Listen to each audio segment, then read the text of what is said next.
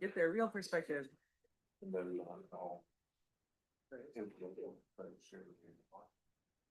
All right. Okay, thank you. Good morning, everyone. It is good to be here with all of you today.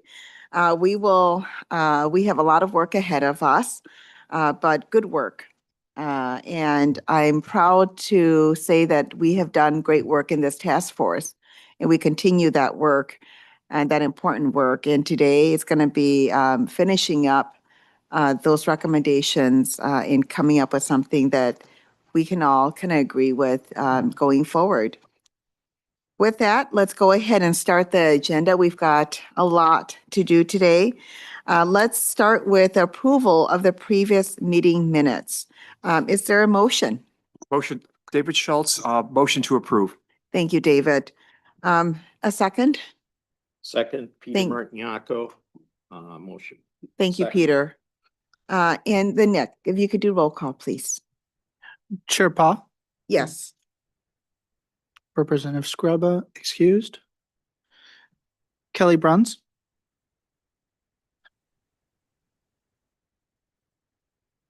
Kelly Bruns, Yes. Representative Falconer excused. Dale Gentry excused. Cinder Green excused. Angela Gupta, Yes. Bradley Harrington, Yes. Nibi Ogichida Ikwe, Yes. Greg Quale, Yes. Peter Martiniaco, Yes. Rebecca Montgomery, Yes. Kristen Poppleton excused. Ingrid Schneider, Yes. David Schultz, Yes. Luke Skinner, Yes. Matt Wappler, Yes. Gary Wyatt. Yes.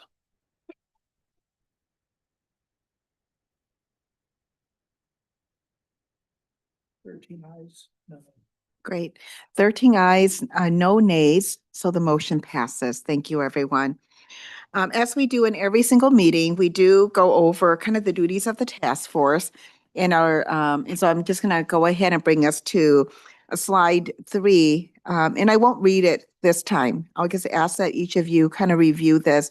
We go through this every time, so it's our 6 duties of this task force. I do want to talk about the legislative report, just saying that it is due February 28th, that this task force must submit a written report containing its findings or recommendations to the Commissioner of Natural Resources and to the chairs and ranking minority members of each of the legislative committees with primary jurisdiction over natural resource policies. The recommendations must be specific and actionable.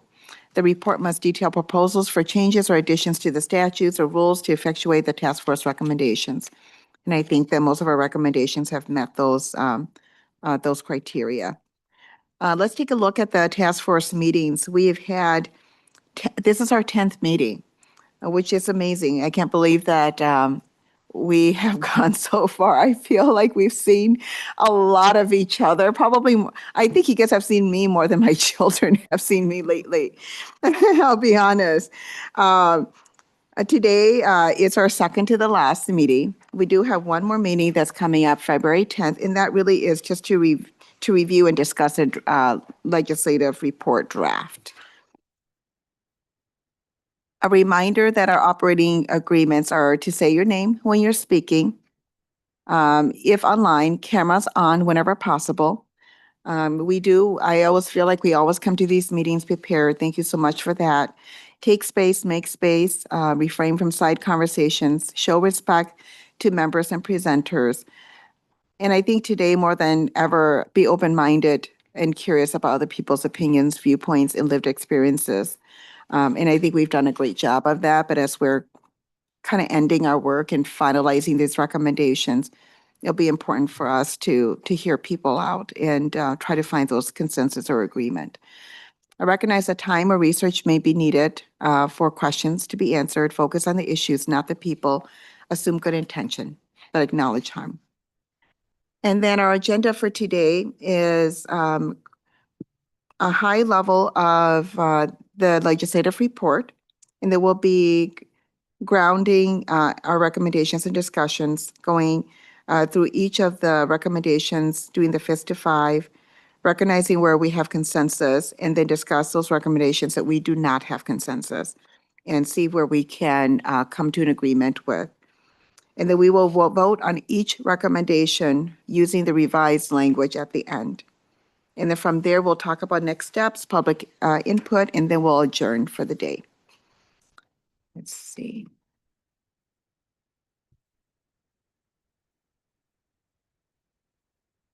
Okay, yep.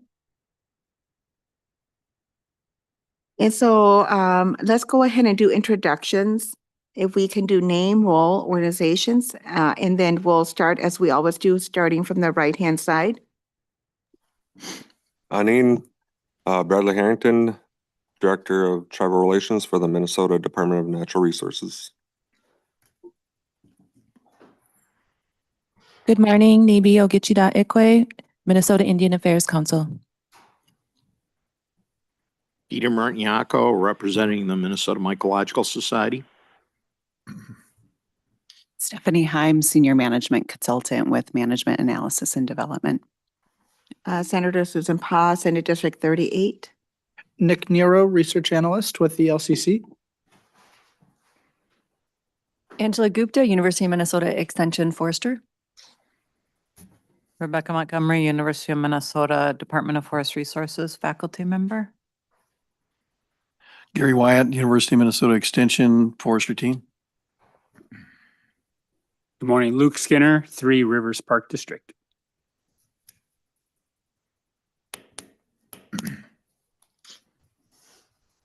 Thank you, everyone. Let's go with the ones online. Greg Qualley, do you want to start? Sure. Greg Qualley, Minnesota Backcountry Hunters and Anglers. Kelly Bruns. Good morning, Kelly Bruns, Minnesota DNR. Ingrid Schneider. Yes, Ingrid Schneider, University of Minnesota Department of Forest Resources faculty. Matt Wappler. Good morning, Matt Wappler, Minnesota Department of Natural Resources, Division of Forestry, Assistant Region Manager for our Central Region. Jennifer Hawkins. Jennifer Hawkins, team member with Management Analysis and Development. And Stephanie Klein. Stephanie Klein, Senior Management Consultant with Management Analysis and Development.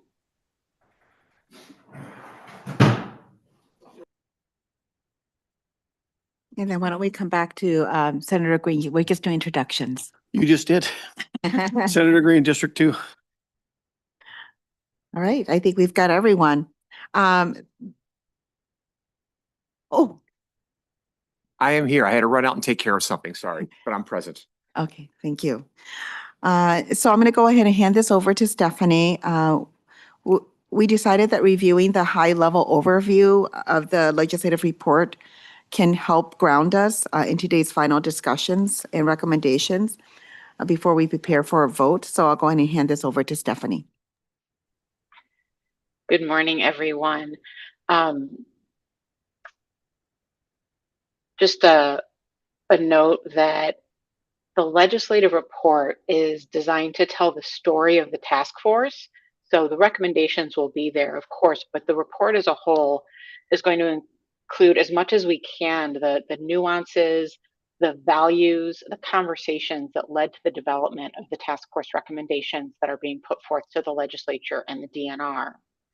So as I walk through this overview and as we talk about the recommendations, we invite you to take notes about additional context or content or background that you believe should be included, and share those notes with us after the meeting, or kind of as we approach the February 10th meeting where we'll be reviewing the report.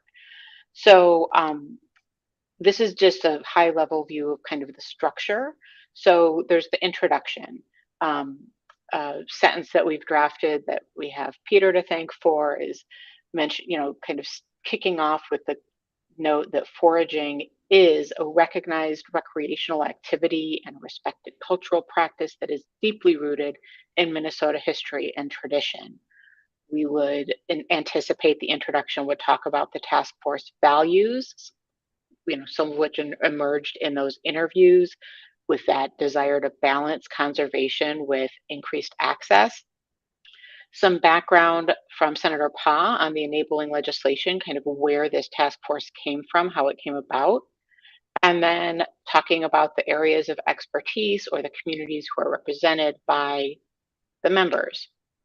Then we'll have meetings and methodology that talks through kind of how the process, the data informing the recommendations, with interviews, meetings, presenters, public listening sessions, and then the process by which recommendations were developed and the iterative review and revision process. Then we would have the approved recommendations, possibly with some context and narrative around each recommendation, as well as in the larger body of the report. We have a conclusion that includes some next steps, and the appendices will include things like the actual enabling legislation, the task force charter, unapproved recommendations, because we don't want those lost, even if they didn't get the passing vote. An overview of the presentations and testimonies that were shared, and materials from each meeting. That one's going to be a really long appendix. That's the structure. Any questions or any initial thoughts right now? Anyone? Nope. Oh, I see Ingrid has a hand raised. Ingrid. Yes, please. Thank you. Ingrid Schneider, University of Minnesota. I'm curious which version of the recommendations will be presented in that initial appendix. Oh, in terms of the unapproved recommendations, like kind of how they evolve. That's a really good question. And I'm thinking that we could do kind of first and last. Kind of this is where it started, and this is the version that was voted on that was not approved. Would love suggestions on how we tackle those. I mean, it's the appendix, so I'm not that worried about how much detail is in there. I guess the one thing I didn't say is, in terms of the body of the report, our goal is something that's as readable as possible. That's why we're pushing a lot of the details into the appendix, because we want folks to be able to kind of read through it and hear the story of how the task force went from formation to these recommendations.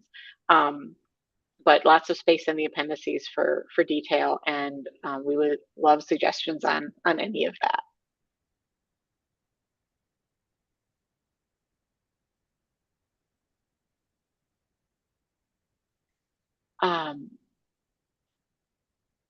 Again, please do take notes or make notes to yourself as you think of anything related to the report, so you can pass that over to staff after the meeting. Slight possibility we'll have time to come back to this after we finish with the recommendations today, but we're kind of assuming we're going to run out of all the available time other than what we need to reserve for public input. So keep the report in mind, and I will hand over to Steph for recommendation stuff. Thanks, Stephanie. Jennifer, if you could go back to slide 7 with the agenda, I just want to call everyone's attention to what the process is going to be for the rest of this meeting, just so we can get grounded. We are going to verbally do a review of the executive summary of recommendations. The first 7 members who showed up this morning, I asked if they would be willing to bring their voices into the space to get us grounded in the recommendations. As you can see, these have changed. They've changed since our last discussion on the 14th. We've merged some of the recommendations. We're down to 7. So before we get into discussion, we just want to kind of get grounded in all of the recommendations together. So we'll move to that. And after we do that, we're going to move to part 1 of the discussion. Is individually, we're going to use fist to 5 to just test consensus on each recommendation. So everyone in the room, I'm going to ask you to vote from a fist to a 5. Everyone online, I'm going to ask you to put in your vote in the chat, and then Stephanie and Jennifer online have a spreadsheet ready to go. We're going to get a sense of where we have consensus and where we don't. We'll recognize that together as part 2. And then on part 3, we're going to discuss the recommendations where consensus does not exist. We're going to work to make changes to increase support before we get to the vote. And so part 3 will be, Jennifer will be sharing her screen of the recommendation language that we have. Everyone in the room has it here printed. It was emailed to everyone on Friday afternoon, and we'll be making live changes together before we get into the actual vote. A time point, if you would, with all of me, or with all of you, 11:45 is when we want to wrap up discussion and move to the vote, because we want to make sure there's time for any public comment and time to wrap up and talk about next steps. So if you'd all be willing to just kind of help support conversation, moving it forward, know that at 11:45, it's going to be time to transition to vote on each of the recommendations. Go ahead, David. Question about the process? Okay, David Schultz, Minnesota Foraging Alliance. I'd like to make a slight suggestion in terms of it, that we stop at 11:30, take public comment for 15 minutes, and then do the vote at 11:45, because I think I don't like the idea of us voting and then the public commenting afterwards. That's fair. Okay. I'm okay with that adjustment. Yeah, that Okay. sounds good. The public is entitled to their right to have a say. That's fair. Yeah, you're right. Thank you. Agree. All right. Okay. Thank you. Any questions about the process before we move into kind of getting grounded in the revised recommendations as they stand today? Okay, let's move ahead then to yes, thank you, Jennifer. So Senator Pa is going to go first in reading the language for recommendation 1. I'll just read the title, and then Senator Pa will be reading what is on the bulleted slide here. So recommendation 1, develop a new statute that codifies foraging for personal non-commercial use as a legitimate recreational and cultural activity on DNR managed state lands and waters. The task force recommends a new statute to codify foraging as allowable on DNR managed state lands and waters, and to establish definitions for non-commercial personal use, commercial use, honorable harvest, and products allowed to be harvested. The new statute would only require permits for products on protected species lists. Recommendation 2, proactive study of foraging and its impacts in Minnesota. The task force recommends funding to collect data, monitoring, and research the impacts of foraging, including an evaluation of statute rule changes resulting from the task force work. This proactive study would include partnerships with foragers and research experts. Recommendation 3, develop education and training to support best management practices for foraging. The task force recommends funding to develop foraging education and training for the public using a collaborative approach with DNR and partners. The resources should be easily accessed by the public with no or minimal cost. In addition, the DNR should ensure consistent information and messages are shared internally among staff to support consistent implementation and to reduce potential misunderstandings.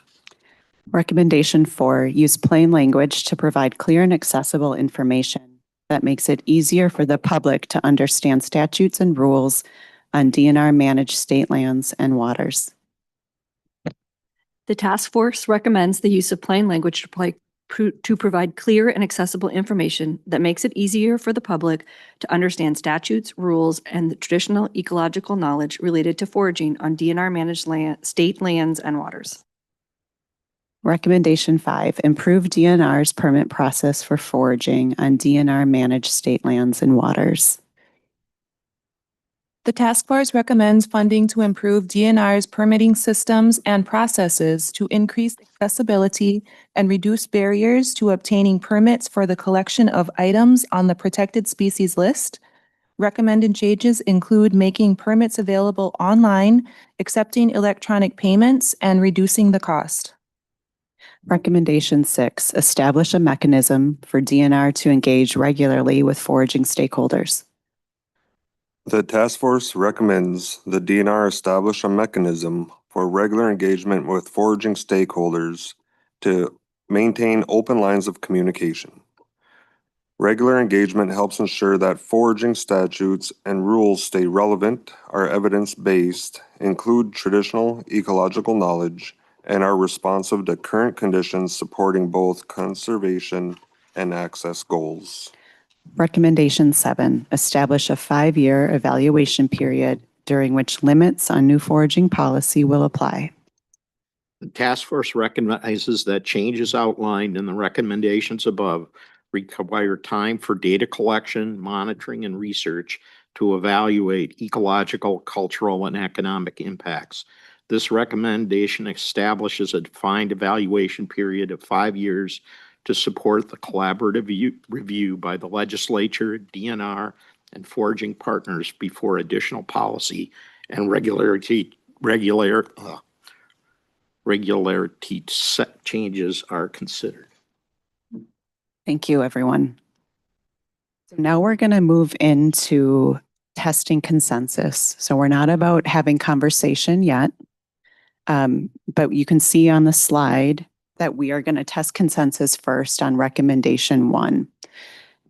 Just as a reminder of the FIST to 5, what you can see here is anything that's a 3, 4, or 5 is consensus.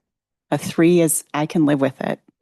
And that's as you can recall, the folks who've been with us the last couple of meetings, especially on the 14th, we are working to build collective support and compromise. And so we just want this testing consensus is going to allow us to focus our conversation next on where we don't have consensus as a task force. So what I'm going to ask folks to do is in the room here, just show with a sign of fingers your support for recommendation 1. Are you at a fist 1, 2, 3, 4, or 5? And please, everyone online, use the chat box or the chat feature, and then Jennifer and Stephanie will be tallying up these scores for us. Okay.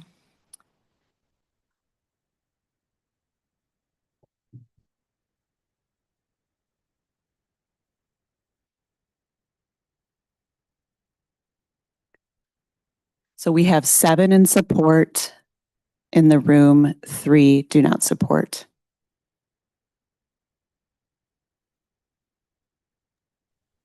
And on Zoom, we have sorry, we have 2 in support and 2 who do not support. Okay, moving on to recommendation 2.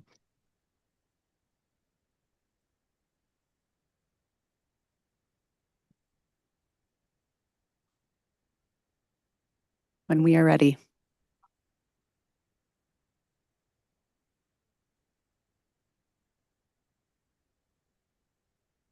In the room, we have 9 support, 1 no support.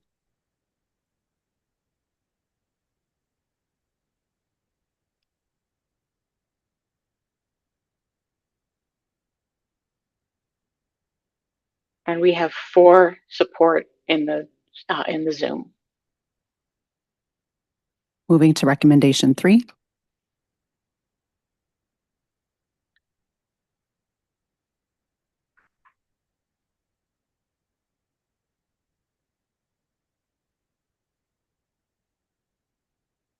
In the room, 9 support, 1 does not support.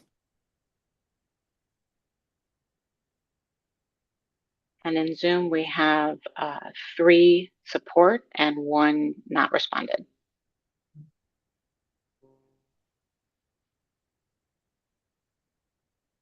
Moving to recommendation 4. Oh, sorry, there's a 4th support for recommendation 3. Recommendation 4 is about using plain language.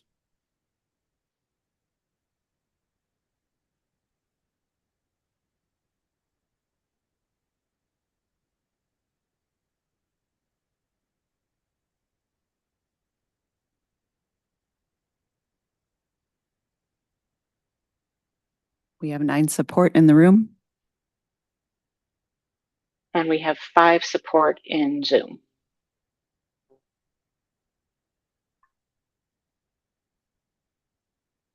Recommendation 5.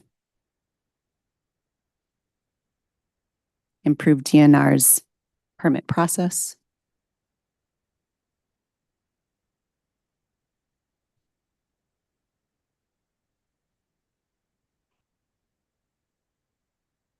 We're testing consensus here on recommendation 5 in the room.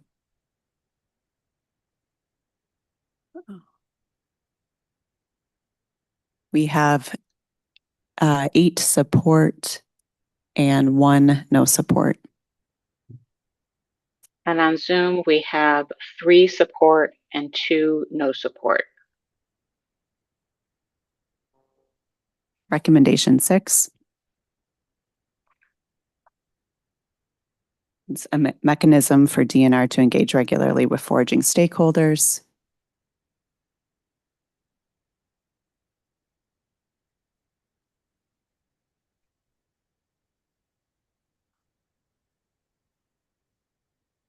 We have 9 support in the room.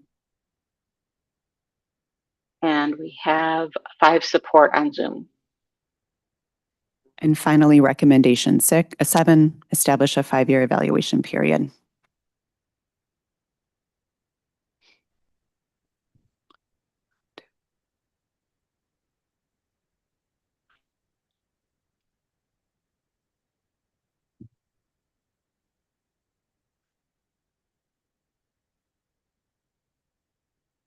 We have 8 support, 2 no support. And in Zoom, we have 3 support, 2 no support.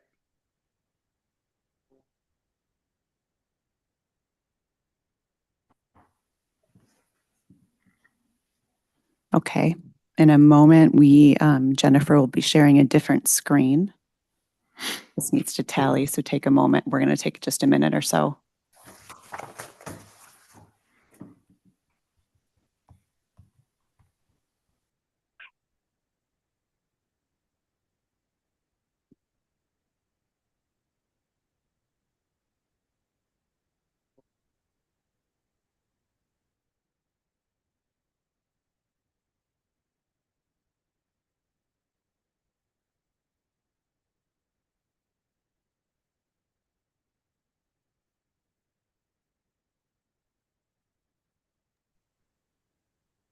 Angie Gupta brought white pine tea for us in the room, so if anyone wants to fill up while we're moving to that.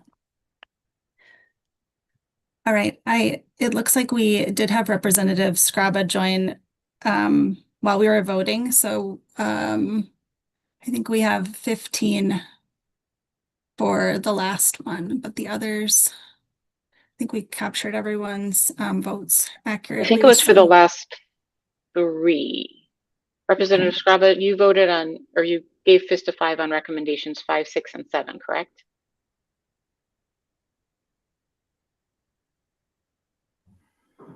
Yes, yes, I did. Yes. Okay. Oh, sorry, recommendation 4 as well. I'm just counting up how many 4, times 5, 6, something 7. is- Yep, something like that. Yep. 4, 5, 6, 7. Yep.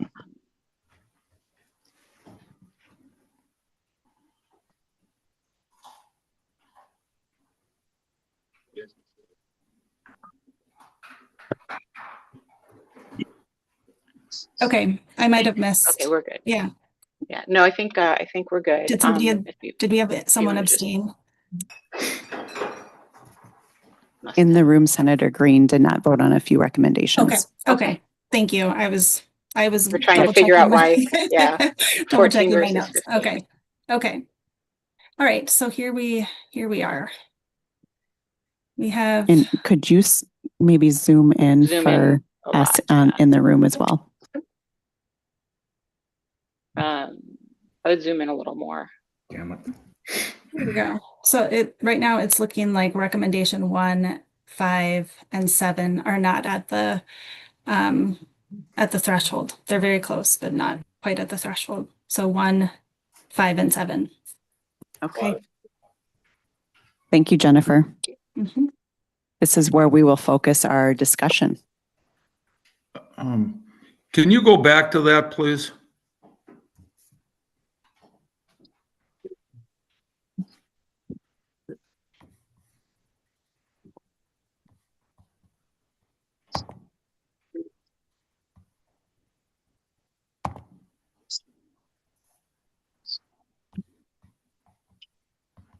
Jennifer, I don't know if you heard this, but Greg requested that you go back yes. to the previous Sorry. screen. I'm sorry. Yes. No. I did I know hear that you're and doing a lot of things there. And Jennifer, maybe just scroll up so that the Once more. iPad heading can be seen. Okay, I got him. We're good? Oh. Greg, did you get what you needed? Yes. Okay, excellent. Okay. I think that we've created a pattern within this task force about how we're making sort of improvements to recommendations. And that is if you voted on recommendation 1, if you voted not in support, a fist 1 or 2, we'd like to invite your concerns into this room right now. And I'd also like you to invite sort of your recommendations for changes to move you into the level 3, of which is I can live with this, which will ultimately be a yes vote. So we want to just make sure we understand why people in the room and online with us are not yet at consensus on recommendation 1. So I'd like to invite in those voices at this time.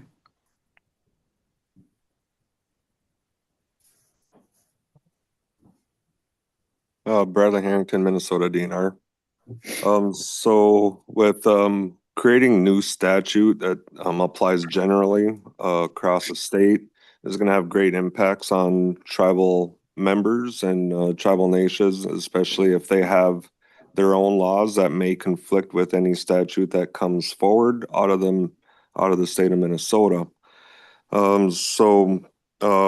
What I would recommend is before any new statutes are starting to get drawn up or even any new language that may get included, that there be tribal interaction at an official level by the state of Minnesota to make sure that there's information gathered from the tribal perspective. There are 11 tribes here in Minnesota, with an additional 8 or so out of Wisconsin who have rights here who may be impacted by any state laws that inadvertently prohibit their rights to practice. Thank you, Bradley. I just want to draw the task force attention to the top of page 4. The 4th bullet does say recognize Minnesota statutes 1065 outlining the state of Minnesota's relationship with and responsibility with tribal governments. Bradley, do you have some recommendations to strengthen that language? Because I believe the intent of that bullet was to do as you intended, which is consultation with tribal governments as this statute would be developed. Mm-hmm. Yeah, so if we look at how far we've gone already, this is our 10th meeting, and we've had 1 interaction with tribal leadership on a communal level. We have not interacted with them one by one, which is the practice at the DNR, to where we do gather information with multiple tribes at the table with the ability to meet with them one-on-one. And I don't believe that we have went far enough to be able to say that we're going to be developing statute that's going to be may be impacting your members. I thank you, Bradley, for that. And I think that until we have recommendations that we can actually present to them to kind of look at, it's hard. I remember the meeting that I had at the MIAC's meeting with all the tribal nations. We talked about the work of the task force, an overview of what we've already been doing, but it was hard for them to give us real feedback because we didn't have real recommendations to put in front of them to look at. And that's really hard. But I think that as soon as when we do pass these recommendations, that they are just recommendations, they're not in law. then we can bring that to the tribal nations and say, can you look at this? What can you give us your input? And how do we do this? And so that's when we can start that engagement process of really being able to talk about it. I remember, Bradley, you and Nibi was there with me too. A lot of them did not have any opposition, but again, it's hard to give feedback to something that you don't have in front of you to respond to. So I just want to let you know that that is definitely part of our process and part of the work that ahead, for sure. And I recognize that. Kelly, I see that your hand is raised. Greg, yours as well. I'm not sure if that's from last time or if you are wanting to comment as well, but let's go Kelly and then Greg. Hi, good morning. Kelly Bruns, Minnesota DNR. I have a couple thoughts on the reason that I still feel conflicted with recommendation number one, coming just from my personal background and work background. I don't feel that really codifying foraging as a recreational activity, to me, I kind of go either way on that. I think that it's always been a recreational activity in the department that we've acknowledged. Just having worked in the role that I've been for many years, I have a hard time myself acknowledging that we would need statute to codify that, a new statute to codify that, because it's an existing practice that in my experiences has always been in place. And then I think this group probably knows that under products allowed to be harvested, it still continues to be challenging for me to keep state parks in, even with the affirmations that are listed. Just a note for our team is the rare natural and cultural resources on state park lands include at least 280 federal and state or state endangered, threatened species of special concern and rare species, and 80 types of rare or uncommon native plant communities, 66 historic district sites and landmarks on the National Register of Historic Places, and over 800 archaeological and historic cemetery sites. So the active management of those resources on state park administered lands continues to be a challenge for me to move from the environment that we have been in with allowing foraging and some limitations to moving to including state parks and just removing the scientific and state natural areas from that opportunity. So that's going to be challenging for me to move from one direction and spin into a complete 360 on that. And I think it would be very difficult for us to, within the department, to create these protected species lists when we have so many federal and state laws and different lists that we're already managing on a day-to-day basis with changing climate and impacts to those species, continuing to manage non-native species or noxious weeds that we have to deal with, that it just is really hard for me to understand how that could even be implemented across such a vast statewide system versus an example like Washington County parks. It's a very smaller scale. And then you add in the really high level of visitation that state parks is also managing. So just a couple comments from me that this continues to be really challenging for me to not only try to move myself in that direction, creating new statutes around certain codifications of recreational activities or even the definitions of foraging to me makes sense, but this is going to be really difficult for me to support that language in. Thank you.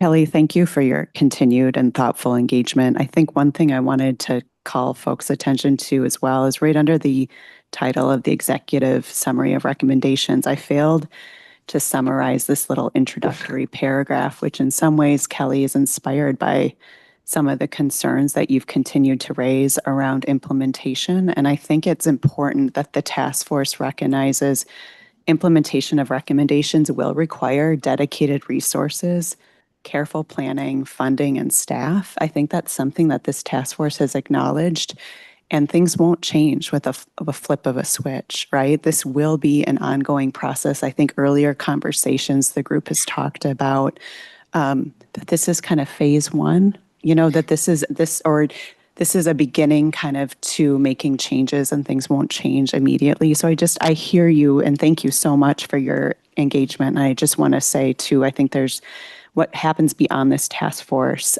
We know that it will take time and attention. I'd like to move to Greg. You have your hand raised.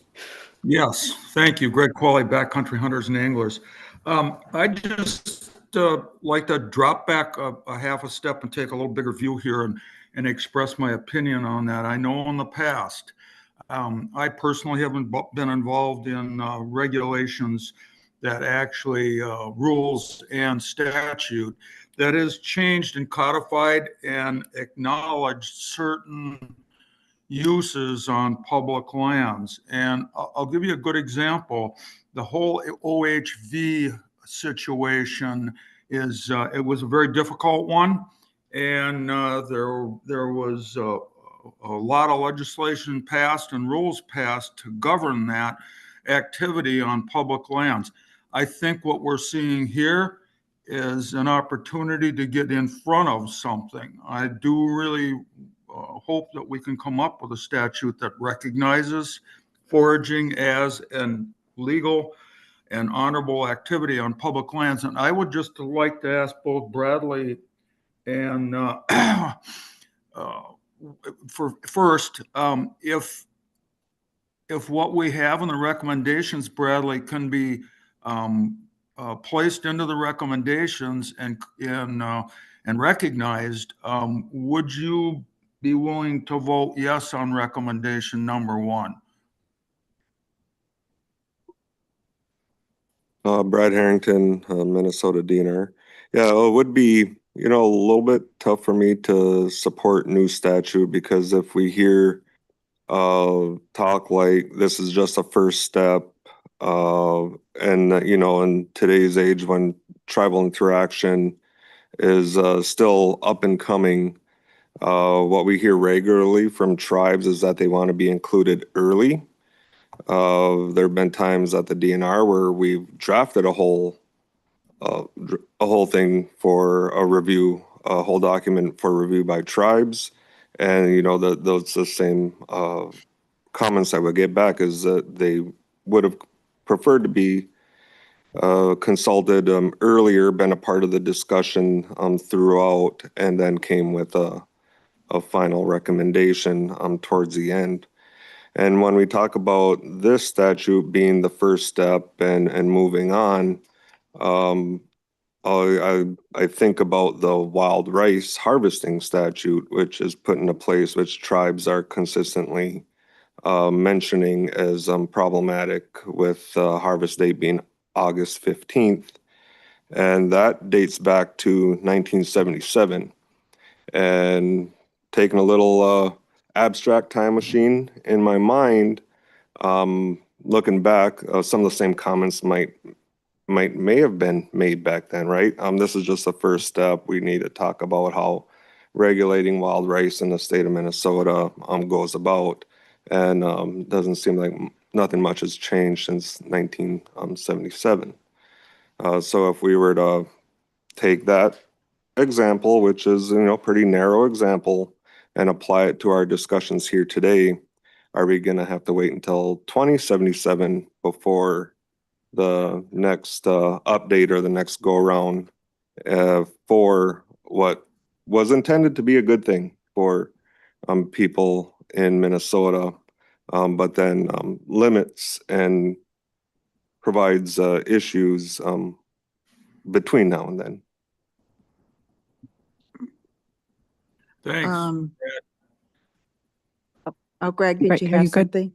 So we're going to go, I saw Senator Pa, and then we're going to go Luke, David, maybe, or Peter, did I see your hand then? Okay. Okay. So I think we can always do better. So I just want to start that by saying that. But I do just want to say that when we started this task force bill, MIAC was aware of the task force bill. They also were tracking this bill and knew that this task force was going to pass. And as soon as it passed, they were asked to or invited, I should say, to participate and appoint two members of their MIAC board or designated people to be on this task force. So I just want to say there has been early engagement in the beginning of this work. Eventually, they sent us NEB as a representative of MIAC, but they weren't able to find a second one to join this task force. But like I said, it's all by invitation, all of us. And whether they take that opportunity or not, I'm not going to go down that path. I'm just saying that the door is always open. We've made efforts to meet with MIAC in the tribal nations to talk about the work that we have done. I've left my contacts with every single one of them and said, please connect with me. If there's anything that you'd like to discuss, I'd be happy to do one-on-one, happy to meet with you where you're at, whatever the conversation is. Like I said, I think we can always do better, but within our ability, I believe that we have done some of those things already and early on. Now, the work is not done. Moving forward, we're still going to engage, and that open communication is still always there. And when the recommendations here come about, we're going to go back to them and say, this is what has come out of the task force. Can we get it'd be great to get some of your input on this, and can we work on this together so that when we have drafted the bill for legislation, that we can take their recommendations and make revisions to that bill before it passes in the legislature. So there's still a process that still would take in their recommendations as well. But I just want to push back a little on the fact that we haven't engaged. We have, and it has been early in this process. And the fact that we have representation from MIAC and from the tribal nations in NEB's part in this task force, and she's done a great job representing our tribal nations. Thank you, Senator Pa. So we have Luke, David, and then Peter. Madam Chair, my comments, Luke Skinner, Three Rivers Park, are independent of that, of this current conversation. Just a couple reflections. As I read through the new revised language, one including now we can harvest roots, and so digging into the soil and removing whole plants throughout hundreds of thousands of acres of Minnesota, lands. That does a positive concern. I know there's going to be this protected list of a much smaller list of species, but the devil will be in the details of what that actually list is and what that actually accomplishes. So this provides me pause, because now, as a land manager, if somebody came to me and said, we have a new law, no permit required, you can harvest, except for these few species, you can harvest what you want, when you want, how you want, where in the park, and how much. That's pretty liberal. I mean, from a new perspective, that's flipping the switch completely. And then what I'm not seeing is, what I'm looking for, you want recommendations, is where are the protections as we go forward in this? So on the land, if something happens, if you're at a WMA and we have overharvest of a species, what's happening? What can be in real time for land managers to be able to manage that? I read a statement coming in the back that says, the new statute would allow local DNR land managers the authority to set additional limits when applicable to specific geographies. But I'm not sure if that answers my question. So as we open this up and say, you can harvest just about everything except this, and when you want, how much you want, all that, what are those abilities to dial it back if we're seeing issues and problems? I don't see that outlined here in that work. So, and I am, again, I will also say I'm a little bit concerned about what does it mean to be a protected species list, and it has to be done in consultation. What are those species of concern, and how is that decision going to be made? See if there's anything else.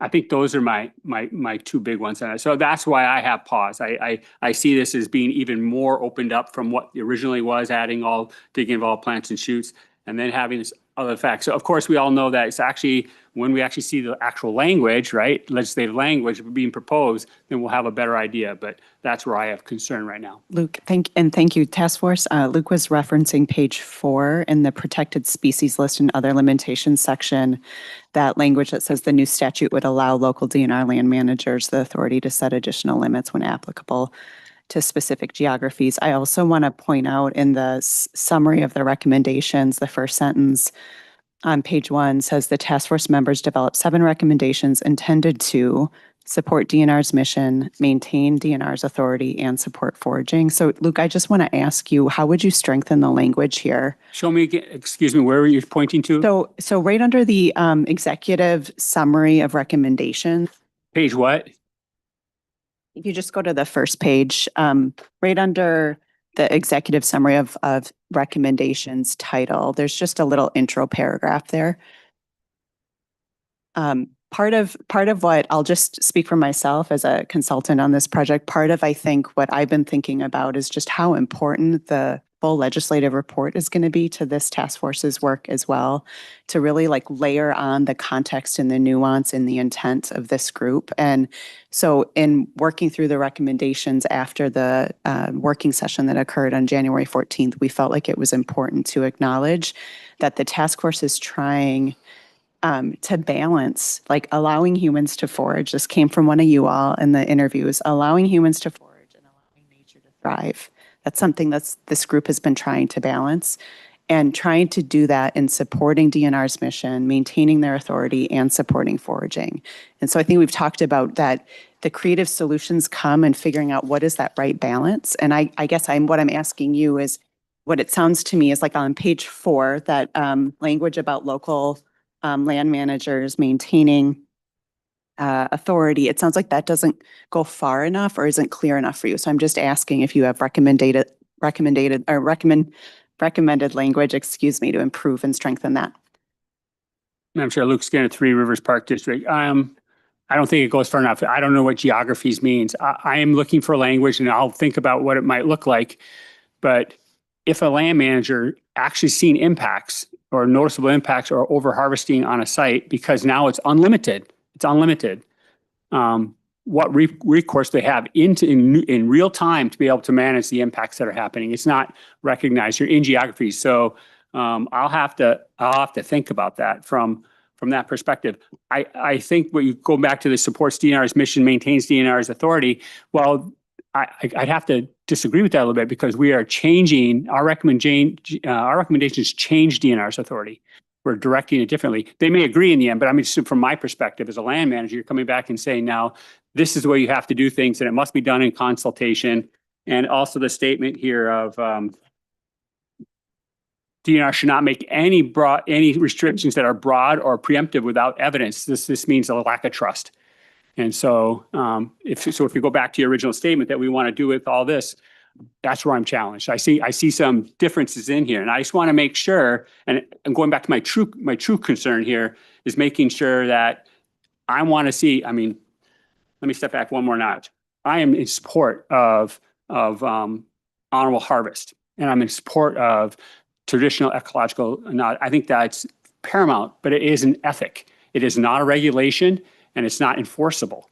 So you can put that in there as a guide and a code and an ethic and a kind of a cultural way to do things, but without any restructure and the fact that everything is unlimited, we have to have some ability for managers on the ground to manage challenges when they arise. And when we get to number 7, that's where part of this is coming from as well. So thanks, Luke. Yeah, if you have any specific language, that would be great as we continue on. Sorry, I'm glad I wrote this down. David and then Peter. Okay, David Schultz. A few observations. Recall that these are a series of recommendations. This is not legislation. There's a fundamental difference between the two of them. That we're providing recommendations to the legislature, which then is tasked to translate that over into legislation, subject to the hearing process that they're going to do. Once they adopt legislation, that then turns it over to the DNR to then craft the rules that are part of the process here. Okay. Well, that's the first point. The second point is that in many ways, recommendation number one is a normative statement.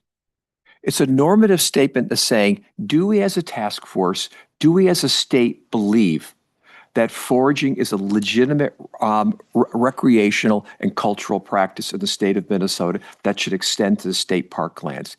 If you agree with that, then I urge you to support it. Okay. And that's a fundamental question that's here. And with that, think about what we're saying in these proposals here. Right now, DNR is given the authority to regulate the lands without a clear statutory guidance regarding what the status of foraging.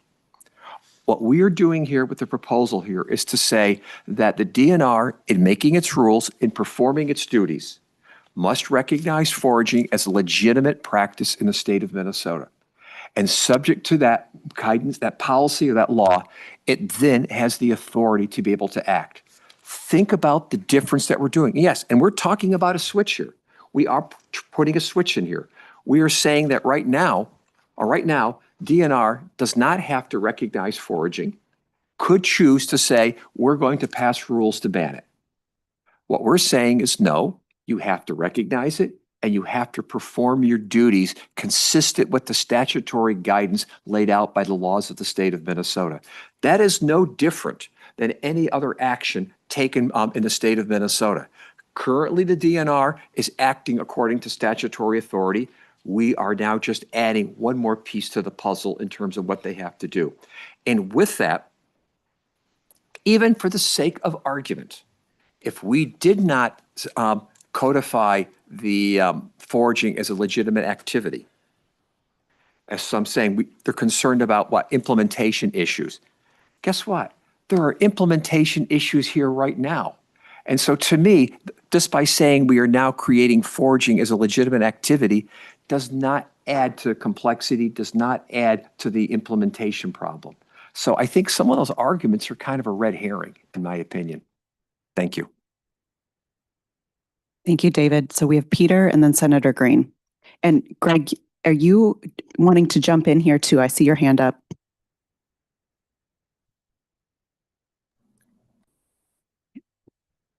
We'll go Peter and then Senator Green and then Greg. This is Peter Martiniaco from the Minnesota Mycological Society. Let me see where I start. We started on tribal issues, and I appreciate Bradley's comments about wild ricing and how long things don't seem to change. We've kind of, as part of number 7, we've kind of created a specific timeline saying 5 years when things are going to be revisited. And we've talked about,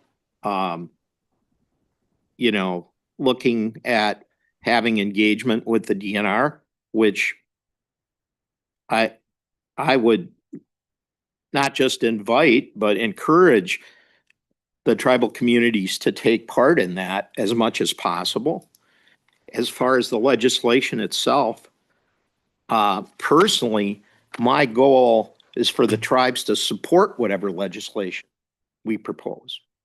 And so to get their support, to have the language in such a way that they actually say, yes, we want to see this passed. That's my goal. Okay. So from that standpoint, I'm absolutely want to engage, and as far as my interest and the task force and the legislature, I think that's the only right thing to do, especially in this case, talking about things that our tribal communities, it is so integrated into their lives, culture, and history that they should be in the middle of it. And I want them to be. And I want their input. As far as going to Luke's, comments, I still maintain that this is not a no limit situation. This is limited. Personal use has a meaning. Honorable harvest has a meaning. Yes, they're ethics, but they also have meaning. The next thing is that as long as people aren't doing commercial, doing things to sell, there are real reality limits on what people are going to do or not do. There are, when we talk about roots and things like that, there's thousands of plant species and a very narrow set of plant species that people are going to forage, either not because they're not edible, but because they're not practical or worthwhile. And I think that I understand the logical concern. I just think the reality of it is, just like I see it with, people make those logical arguments about mushrooms, and I'm not a plant expert and I'm not a land manager, but those concerns just don't end up being part of reality. Now, can there be problems? Yes. And if you look in and that's what I'm supportive of this language. Under the protected species list and other limitations, it talks specifically about land managers having the authority to make changes. In recommendation 7, it says the same thing. We've said it in 2 places here. I'm more than interested in having that clarified. You say, you're wondering what geographies means and stuff. Okay, I can understand that being maybe not as clear as it could be. But I welcome that, because I definitely do not want to see problems. That's not what we want to see, not what I want to see. I want to prevent that. And I want to not only present the ethic, but the other part is, you say, well, people harvest unlimited. Well, if people harvest unlimited, are they using all of that? Because I would argue, if people fill up the back of their truck with something, having experience in processing foraged goods, that's not really practical. And I try to make the argument that we have, there's some realities to this. I absolutely agree with your train of thought. I just think that it's, and people that oppose, they're looking at, recommendation 7. I honestly do not believe that the sky is going to fall in 5 years for this. When we look at foraging at Washington County, out of a million visits to the park, they have 55 people. I mean, that the real impacts of this, I think we're overestimating, but I want to know. I want to learn so that we can protect things properly. I mean, there's no question about it. I mean, anecdotally, I see what happens in the whole rest of the world. And these kinds of foraging practices are normalized around the world except here in North America. And the at least reading what land managers discuss and propose in other parts of the world seem to be much more restrained than some of the things that you're, positing. And I appreciate that concern. And any way we can strengthen that language or make it clearer for what the DNR can do in these cases, I think is worthwhile. And as long as it's documented, I mean, I'm fine. I will say one thing, and I've said it before. You talk about trust. We got to this point because of limited engagement. I'll push back on a little bit on Kelly Brunn saying, "Oh yeah, the DNR recognizes foraging, but they've done nothing to support it." And with attempted engagement over the last 3 years, they've done nothing to support it. They oppose the establishment of this task force. And so trust's got to be a little bit earned on that side. That's just what I'm saying. You talk about trust. I want to trust the DNR. I admire the DNR. I don't want to have them get blamed for things and stuff like that. And I want to work with them. And I want all of us to work with them.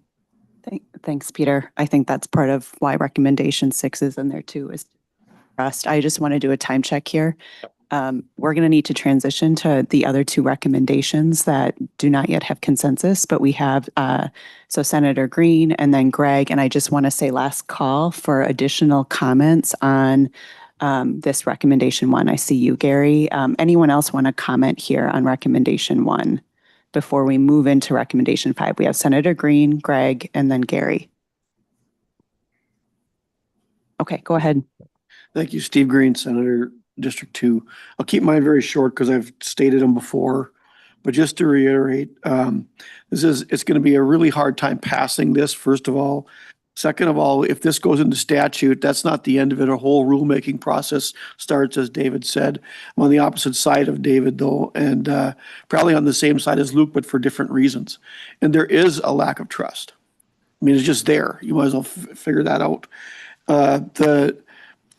What you're doing here, even with the honorable harvest practices, that's just not enforceable. Once that goes into practice, you're going to have that be at the discretion of any CO that happens to be there.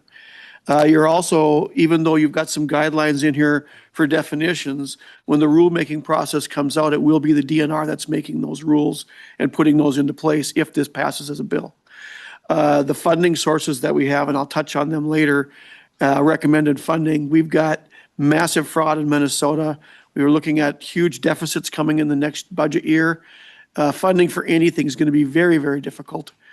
So, the process that we've got here could be simplified just by doing recommendation 7 and doing the moratorium on permitting until after some information comes in. And right now, we still are back to the point where we haven't seen a problem. So. Greg, and then Gary. Yeah, I would just like to go back to the voting procedures and have, I'm not sure who did it, Stephanie or whoever, could you go through the recommendations again and give us the numbers for and against and then the percentages? I'll ask my colleagues online to address that, Greg. And Gary, go ahead so we can keep discussion going on improvements to the recommendations. Gary Wyatt, University of Minnesota Extension Forestry. Just had a comment on Luke's comment about geographies. I thought if the language would be changed on page 4 under protected species list and other limitations, the geographies could be maybe more specific on state parks, state forests, MWAs, AMAs, and scientific areas within their jurisdiction. All right. Thank you. Thank you, everyone. Let's move on to recommendation. Oh, Nibi, please go ahead. I just wanted to quickly say, Nibi Ogechida Ikwe, before grocery stores, we all knew our plants. Before pharmacies, we all knew our medicines. Traditional ecological knowledge is one of the key words I believe that needs to be included, especially in recommendation 1, because the basis of traditional ecological knowledge is having that honorable knowing in your heart, body, and soul to not take too much, to know that you're needing enough just to sustain your body and your family. So I just want to remind us of that is the foundation of traditional ecological knowledge that I think would be beneficial and useful for all of us as we move forward and for the next 7 generations to come. Miigwech Padamyao. Thank you. Thank you, Nibi. Recommendation 5 is also a recommendation that did not achieve consensus when we tested individually. So for those that are still lacking consensus at a fist 1 or 2, I'd like to invite you to, again, voice your concerns in the room and also suggest language to get you into the I can live with it without losing the support of your task force members. So recommendation 5 is on improving the DNR permit process. Where are we at on that, Stephanie? This is Greg Qualley, Backcountry Hunters and Anglers. What was the breakdown? Yeah, and I'm sorry, I was hoping to paste it into the chat and it's not legible. We are. I'll put them in one by one while we continue with the conversation. Sorry about the delay, Greg. Thank you. For number 5, it's 11-3. 11 yeses, 3 no consensus is where we are for number 5. I hope that answers your question, Greg. Yes, it does.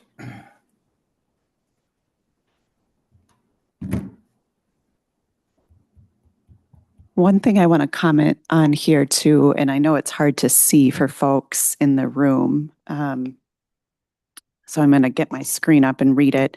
You probably all noticed Dale Gentry is not able to be with us today. He emailed everyone with some suggested changes on recommendation 5. And so I'm going to just get that pulled up on my screen so I can read it. Everyone can see it there online, but it's a little hard to see here in the room.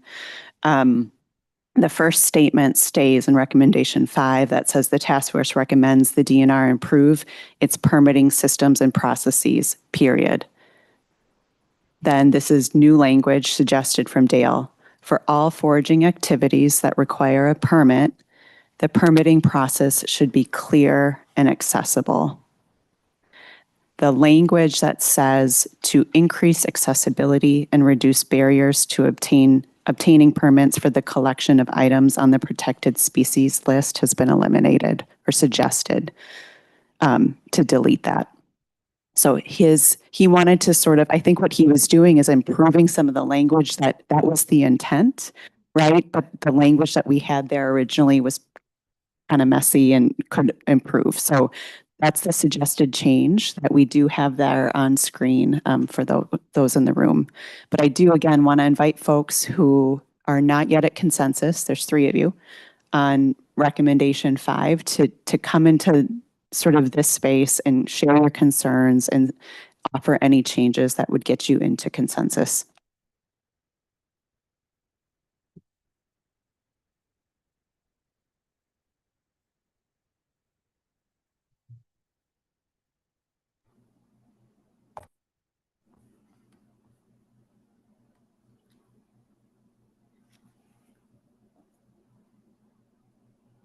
Matt, I see your comment in the chat. Would you like to verbalize that, or would you like me to read it for the group?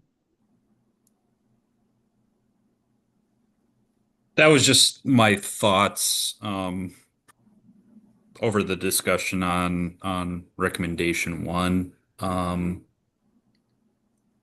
guess in general, the list of allowed foraging products or types of products foraged, has changed throughout the iterations. I don't support the collection of whole plants or roots. I'm sure many of my counterparts in the department would feel the same way, that collecting roots, uprooting whole plants causes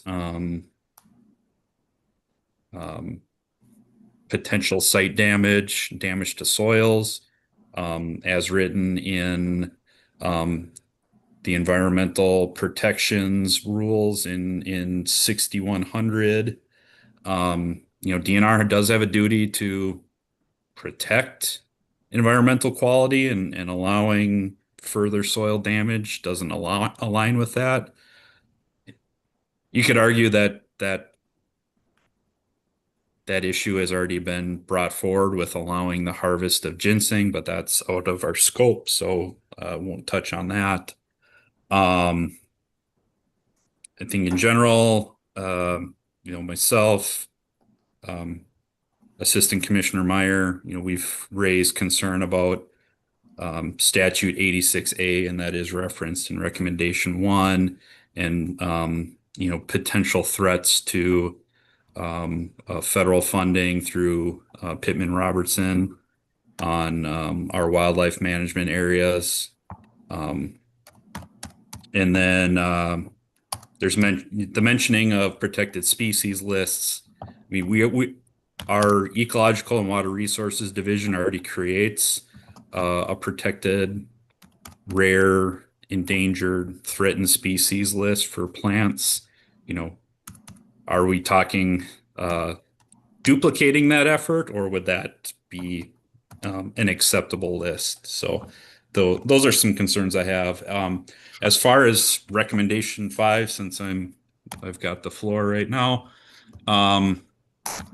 one concern I have is the final bullet about collecting monies for foraging permits and directing that money to dedicated investments in foraging resources. If the Division of Forestry, for example, continues to issue our special product permits for foraging, we have no option but to deposit those monies into specific accounts, especially if the permit is issued on school trust lands. It has to go into the associated holding account, and then those funds have to be put into the corpus of the school fund. So, our hands are tied there as far as the accounting, which gets further into our financial and budget management obligations. So those are some concerns I have right there. I do agree we need to clean up our permitting process. I just have concern about the monies. So I'll leave it at that.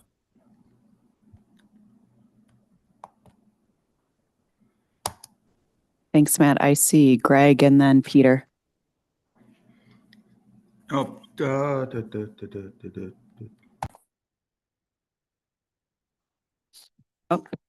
You muted yourself, Greg. I did do that. Greg Qualley, Backcountry Hunters and Anglers. I'd just like to clear up the Pittman-Robertson thing. That's kind of a sheep or a wolf in sheep's clothing. I did talk with Kyle from the U.S. Fish and Wildlife Service. We were in contact with them for the last 4 or 5 years regarding the WMA timber management issue. And Kyle specifically told me, yes, it's a very, very minor concern. It's not going to happen, and don't worry about it. So that came right from the feds that control the grant money going to the state of Minnesota through Pittman-Robertson and Daniel Johnson. Thank you. Thanks, Greg. And I just want to point out on the top of page 4, the second to the last bullet does say that we need to ensure compliance with the federal nexus of the Pittman-Robertson, Dingell Johnson funding. And then also, Matt, through consultation with DNR, we did remove any language that would open up 86A for the concerns also that you mentioned. So this is about creating a new statute, but not opening up 86A. Go ahead, Peter. Yep. I guess I want to clarify something, Matt. if we remove that last bullet, if money is collected for foraging permits, would that be acceptable for it to accept the recommendation 5? Is your mic on? All right, my mic's not on. Peter Martiniaco from Minnesota Mycological Society. I was just asking if Matt, if that was removed, the bullet regarding to money collected, because I appreciate the limitations that are involved with some of these funding.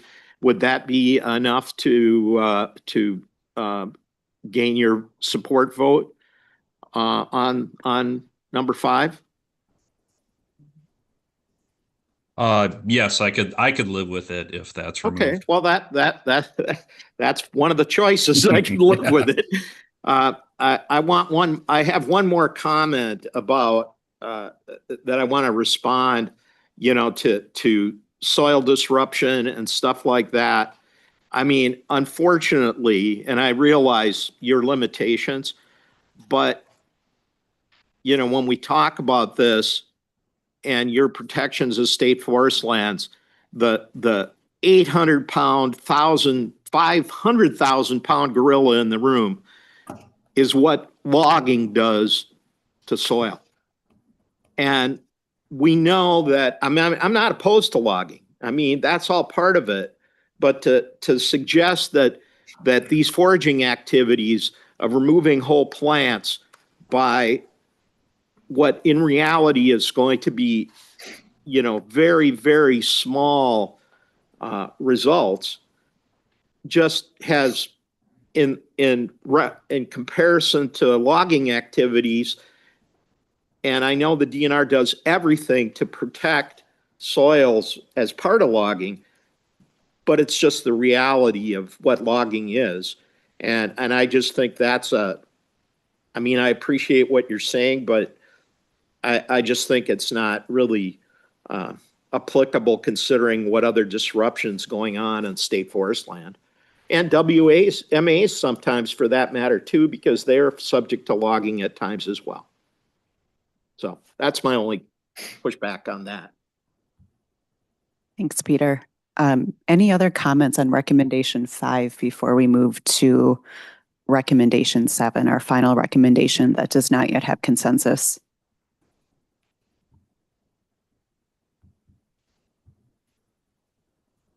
And I just, Nick, want to check, do we have any folks signed up to give public comment? Okay, great. Please, you'll let me know if that changes, but let's move ahead into recommendation 7. The title, establish a 5-year evaluation period during which limits on new foraging policy will apply. Again, inviting folks who are not yet at I can live with it to express your concerns and the recommended changes you'd like to see made.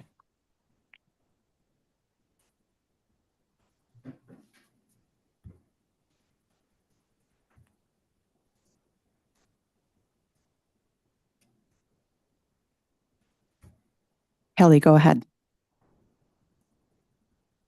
Hi, thank you. Kelly Bruns, Minnesota DNR. I think one of the concerns that I have is allowing us to have time to do the further research and evaluation can happen and should happen before we make changes or put moratoriums in place on rulemaking.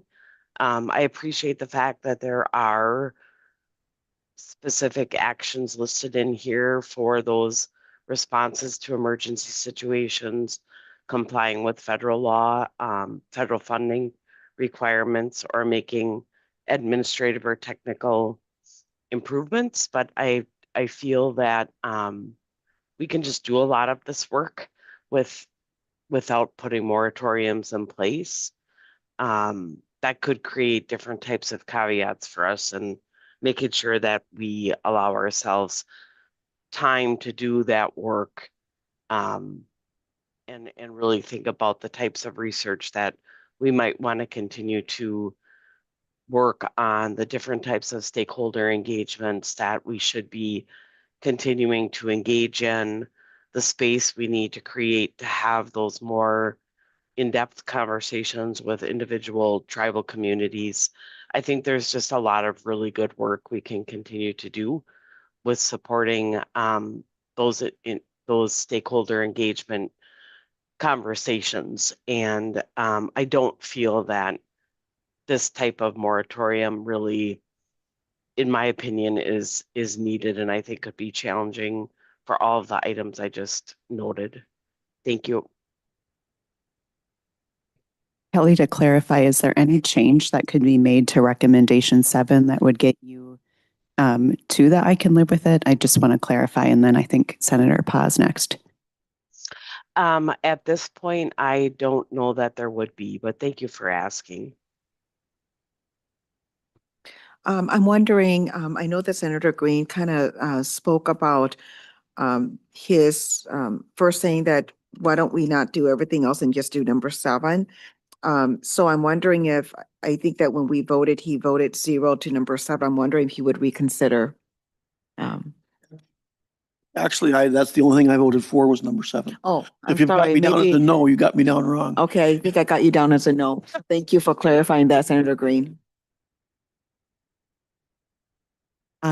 David and then Luke. Okay, David Schultz, Minnesota Foraging Alliance. I'm going to speak like an attorney, which I am at this point. And part of what I think about here first is the fact that in terms of Kelly's comments here, the moratorium doesn't preclude anything that she just described from occurring. In fact, everything she's describing is what they're already statutorily required to do under the Minnesota Administrative Procedures Act. Speaking as an attorney, pointing out the fact that if you're going to craft rules, you are required to do public notice and comment, public hearing. You're supposed to, when you make your policy or make your rules, I should correct myself, when you make your rules, you're supposed to do that based upon the best available evidence at hand. You're supposed to act and to create rules based upon substantial evidence, and you're supposed to listen to stakeholders and to respond to them. So in some sense, what all we're really saying here is what? You're supposed to what? Do your job. You're supposed to do the job that the Administrative Procedures Act is already telling you what to do at this point. And so the nothing in that moratorium prevents you from doing everything that you're talking about there. In fact, you're statutorily required to do it. Luke, go ahead. Maybe just a clarification to start with. If it all depending on what legislation is passed, the question I have is rulemaking required? Because in a lot of legislation, it depends on how it's laid out, right? Because some of it's if it's laid out explicitly in statute, then rulemaking may or may not be required. So part of it's that. So, this should not conflict with that. So if you're saying you have a moratorium on rulemaking towards foraging, well, if we need rulemaking to codify what's in statute, so that's maybe a procedural thing. But secondarily, if the process is that rulemaking, we have this administrative process, then why? And we know we're going to have stakeholder involvement, and we have the data to support whatever. I'm still asking why a 5-year evaluation then? I mean, why do you have 5-year moratorium? So if the rulemaking process is already there and it has all the checks and balances for making sure you get the stakeholder engagement in the process, so we know rulemaking doesn't happen overnight. It takes quite a while to do. So I originally commented on this more in relation to number 1 about just what are those internal opportunities when if you see impacts occurring, how can we manage them in real time? So, and I was concerned that the moratorium would limit that ability to do that if something's happening. So, Yeah. Thank you for that, Luke, and I'll try to answer that question best as I can. DNR does have the ability to do rulemaking based on what statute is passed. So they will have to do rulemaking so that they can adapt to what the statute is actually passed. So if we pass law, they're going to have to do rulemaking to that and change their policies. Now, As far as going rulemaking beyond that, I think we addressed it, that saying that they can't do rulemaking that would narrow the scope and ultimately go a different direction than what would be passed in a bill or in statute. We're not saying that, and I think there's clarification too, that we're not saying that DNR can't do anything. There's certain things that they can do for urgent situations, emergency situations, land management, those kinds of things. We really listed a lot of things that give them a lot of room. But what we're really saying is that we need that 5 year where things are not constantly changing. And if things are constantly changing, how can you actually monitor, collect data, and do any kind of evaluation, period? We need that evaluation, period. Now, if something comes up and that is really urgent, the DNR can bring that back up to the legislature and say, you passed this into law, but this is what's happening. Will you reevaluate that? Every single year, the DNR brings to the legislature recommendations for changes in current statute and law.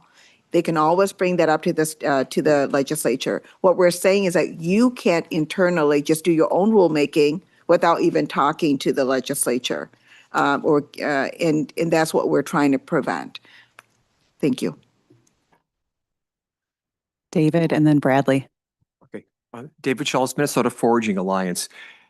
Given the fact that under the APA, DNR and all agencies are supposed to go through a process here, in some sense, what we're trying to do here today is save the state from being sued.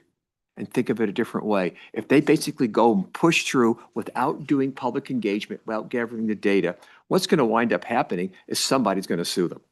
So let's actually avoid that, save the state some money, and make sure they do it the right way. The second point is I have no problem. In fact, I mean, I still think, and I agree with the senator here, I think this is part of the heart of really what we're trying to do here today, is that I have no problem adding to this recommendation here, also saying something to the effect of that any legislation that's going to be adopted here, or how are we phrasing it here? The DNR would be directed to engage in rulemaking consistent with any legislation that is adopted as a result of these policies, which I think it makes it clearer, it's kind of that linkage that's going on there. And then the last point I want to make here is that there is a linkage. We have to read the recommendations as a package that says we look at first recognizing foraging as a legitimate practice.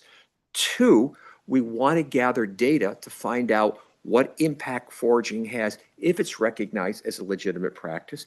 And 3, what we want to do then is to say 5 years is the time period to gather the data. Think of the linkages that are connected there. That's why those things make sense. And we've got to read, as all good legislation should be read as a whole. David, I'm going to ask Stephanie or maybe others who can look at this, but I believe the language about rulemaking DNR rulemaking based on law statute that's passed is already in our recommendation somewhere, but I would love to be directed to where it is. I remember that somewhere. I believe it's in the recommendation about conducting research. Mm-hmm. Because it's directing DNR to specifically look at the impacts of any new rules or statutes that are passed from the task force. And I'm just looking for exactly where that is. Thank you. Let us know when you find it. If I could just say, I thought it was somewhere in there also too. Yeah. I'm just adding, for people who are concerned about number 7, if we feel like we need to just add that to 7. Yeah. And it's recommendation 2. Recommendation 2, the second sentence there. This research should include an evaluation of statutory and rule changes resulting from the task force's work and related legislation, including impacts on conservation outcomes, public access, stewardship practices, community engagement, and the sharing of traditional ecological knowledge. So it's the second sentence there, right under recommendation 2. I think it was Bradley and then Peter. Bradley Harrington, Minnesota DNR. So what I've been seeing the discussion going about is just mainly limiting DNR on what the DNR is able to do. in this case in regards to foraging.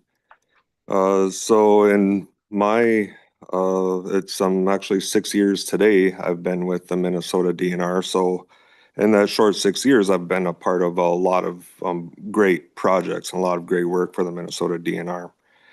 Rulemaking on a few issues has been one of them.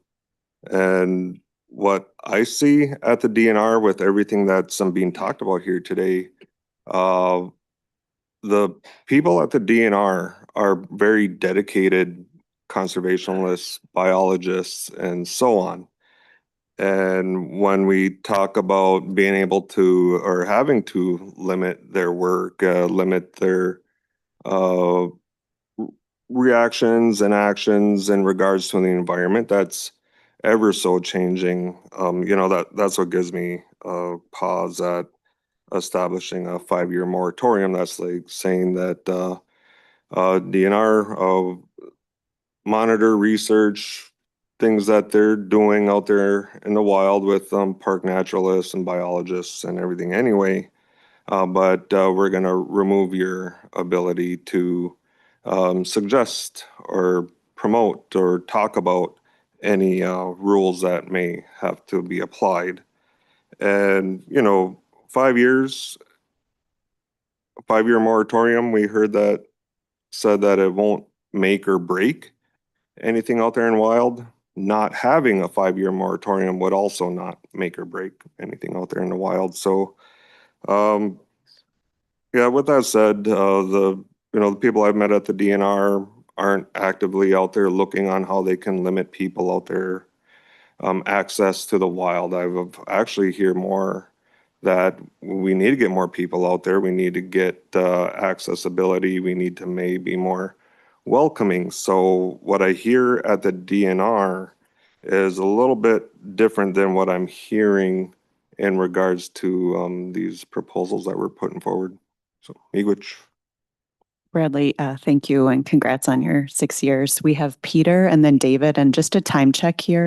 We're at 11:40, so this is going to be kind of last call for final comments before we transition back to the changes that have been made as a result of this discussion and then a roll call vote.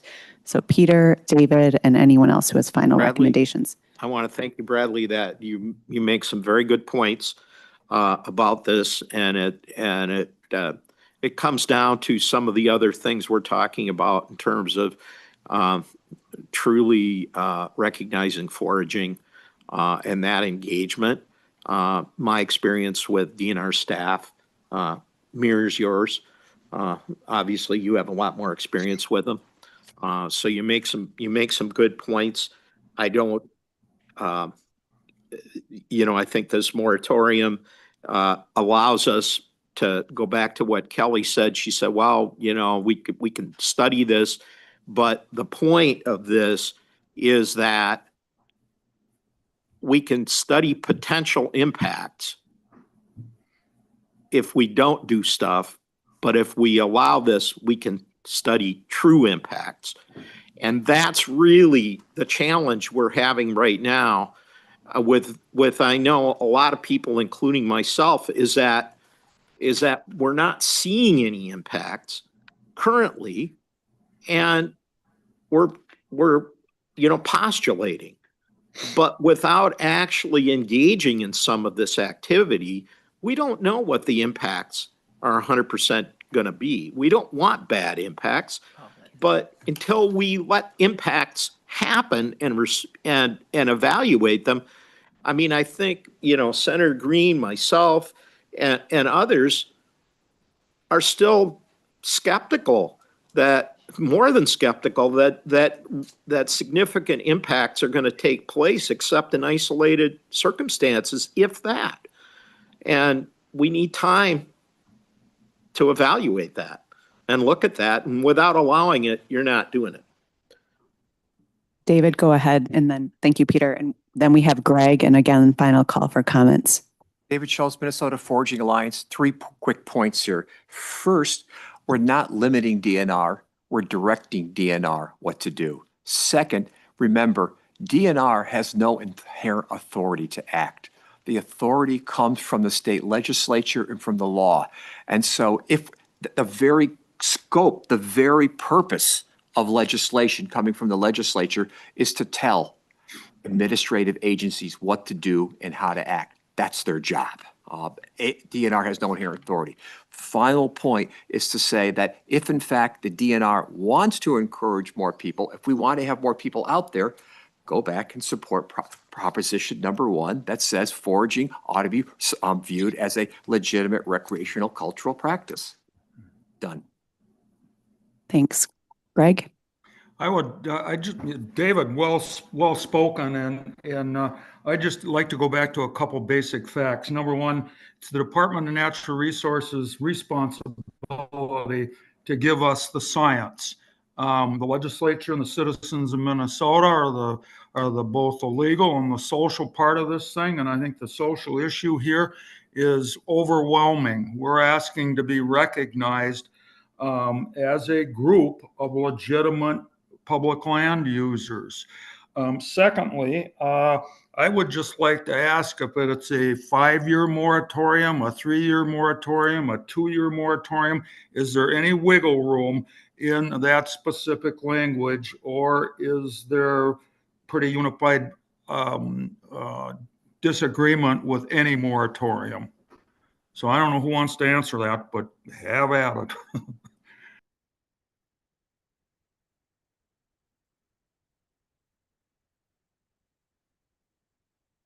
Rebecca, go ahead.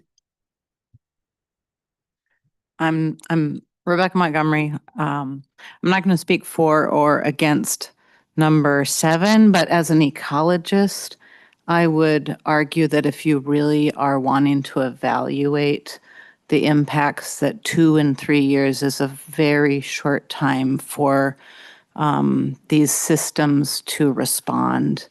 And these are organisms that live long lives and interact with the environment over long periods of time. And so I think these short 2 or 3, I would argue against 2 or 3 years or shortening that, if your goal is to evaluate and study the impacts.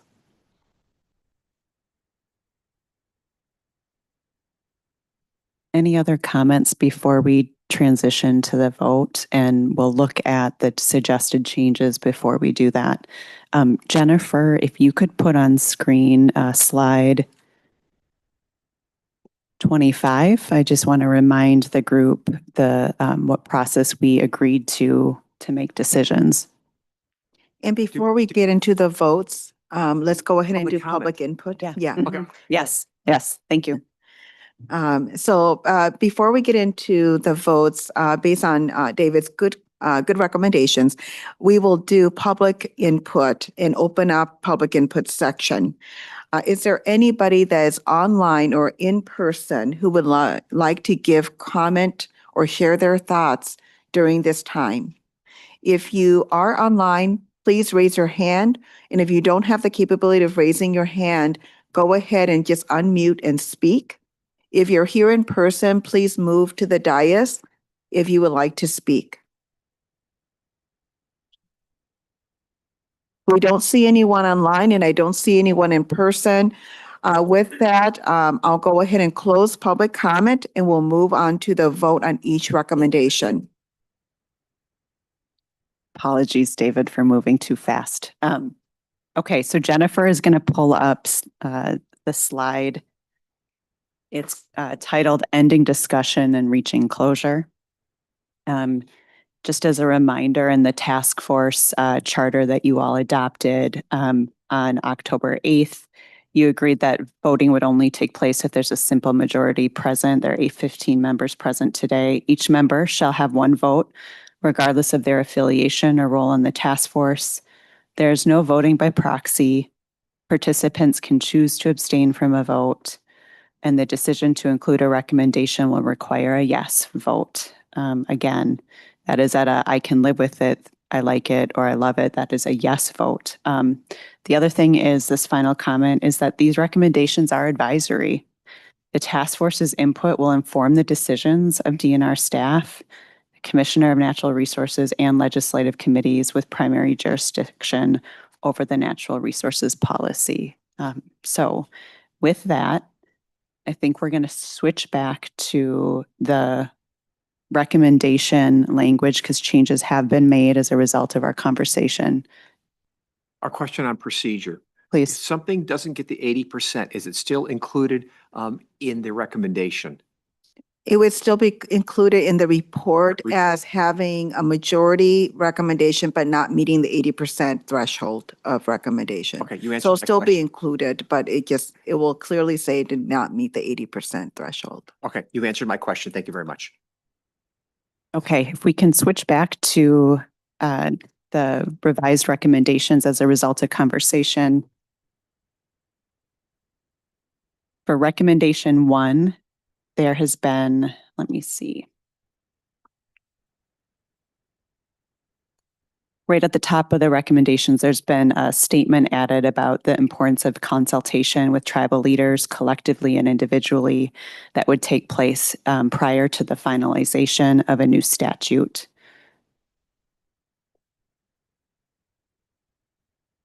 And as I scroll, now in the protected species list of other limitations that comes on page 4, there's a suggestion made about being more specific about what enforcement options there are in defining geography, the need for an immediate response when an issue is seen. So this language about allowing local DNR managers the authority to set additional limitations would include and specify more language about defining the geography and an immediate response. So those are the 2 changes that have been made to recommendation 1. And I believe Nick will be leading us in a roll call vote. Is that correct? So for recommendation 1, with the revisions that are in place, let's go ahead and do a roll call vote. Nick? Do you want to Yes, why don't we do that? So I'll go ahead and make a motion that we recommend recommendation 1, develop a new statute that codifies foraging for personal, non-commercial use as a legitimate recreational and cultural activity on DNR managed state lands and waters with the revisions. Kelly Bruns? Oh. Representative Falconer abstains. Dale Gentry abstain. Senator Green? Angela Gupta? Yes. Bradley Harrington? No. Nibi Ogechi-Ikwe? Yes. Greg Qualley? Yes. Peter Martin-Yako? Yes. Rebecca Montgomery? Yes. Kristen Poppleton abstain. Ingrid Schneider abstain. David Schultz? Yes. Luke Skinner? No. Matt Wappler? No. Gary Wyatt? Yes. Representative Scraba?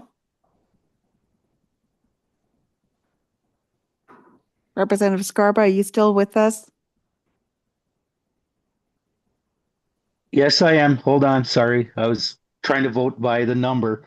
I'm a no. Thank you. Senator Paul? Yes.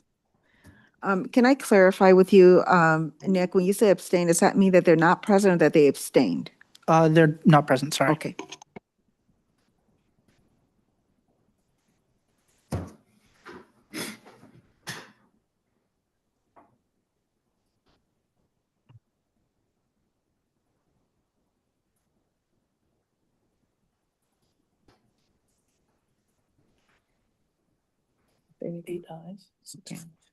So with 8 yeses and 6 no, this recommendation number 1 does not pass.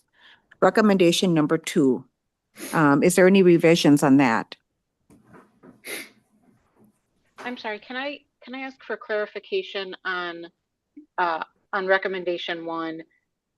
You said 8 yes and 6 no. I just want to make sure that does not count the abstentions. That does not count the abstentions. I should probably say, or the apps, I would say they're not here. So Yeah, so we won't count them. Okay, thank you.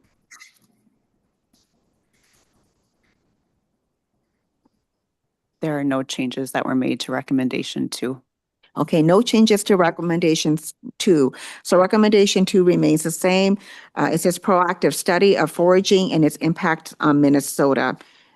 Nick, can you do a roll call, please?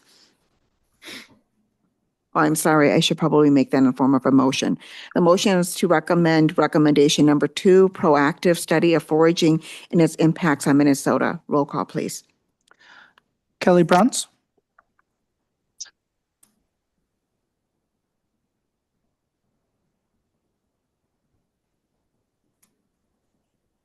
Kelly Bruns, Sorry, I have a delay in my audio. Yes.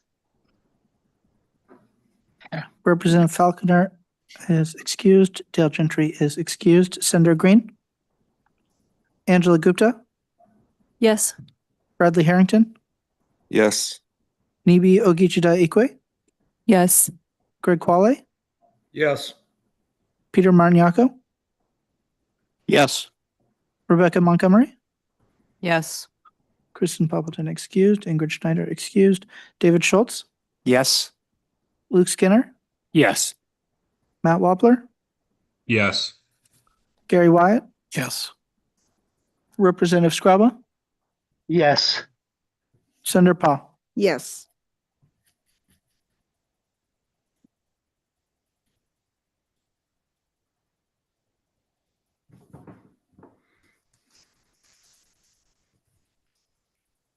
Okay. With 13 yeses and 1 no, recommendation number 2 does pass. Recommendation number 3, is there any revisions? There have been no suggested revisions.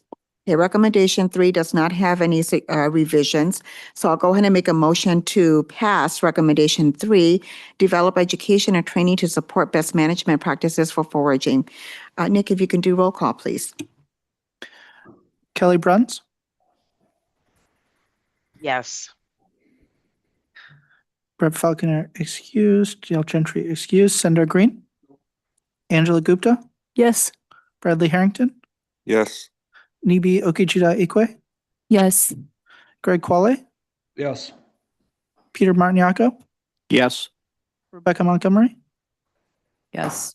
Kristen Poppleton excused, Ingrid Schneider excused, David Schultz, Yes. Luke Skinner, Yes. Matt Wampler, Yes. Gary Wyatt, Yes. Representative Scraba, Yes. Senator Paul. Yes. All right, we've got 13 yeses and 1 no, so this motion passes. For recommendation number 4, is there any revisions? There are no revisions. Okay, recommendation 4 has no revisions, so I make a motion to pass recommendation number 4, use plain language to provide clear and accessible information that makes it easier for the public to understand statutes and rules on DNR managed state lands and waters. Nick, roll call, please. Kelly Bruns, Yes. Representative Falconer excused, Dale Gentry excused, Senator Green, Angela Gupta, Yes. Bradley Harrington, Yes. Nibi Ogichida-Ikwe, Yes. Greg Quale, Yes. Peter Martiniaco, Yes. Rebecca Montgomery, Yes. David Schultz, Yes. Luke Skinner, Yes. Matt Wampler, Yes. Gary Wyatt, Yes. Representative Scraba, Yes. Senator Paul. Yes. 13 yeses, 1 no, the motion passes. Recommendation number 4 passes. Recommendation number 5, is there any revisions to that? There are 2 revisions. Okay, let's review those revisions. The first is the addition of this language suggested by Dale that I'll just read this first paragraph. The task force recommends the DNR improve its permitting processes for all foraging activities that require a permit. The permitting process should be clear and accessible. The following language is deleted to increase accessibility and reduce barriers to obtaining permits for the collection of items on the protected species list. That's edit number 1. Edit number 2 is the suggestion to remove the final bullet point that talks about the collection of money for foraging permits. All right, those are the revisions. A recommendation, I'd go ahead and make a motion to pass recommendation number 5, improve DNR's permit process for foraging on DNR managed state lands and waters with the recommended revisions. Nick, roll call, please. Kelly Bruns, Yes. Senator Green, Angela Gupta, Yes. Bradley Harrington, Yes. Nibi Okechida Ikwe, Yes. Greg Qualley, Yes. Rebecca Montgomery, Yes. David Schultz, Yes. Luke Skinner, Yes. Matt Wampler, Yes.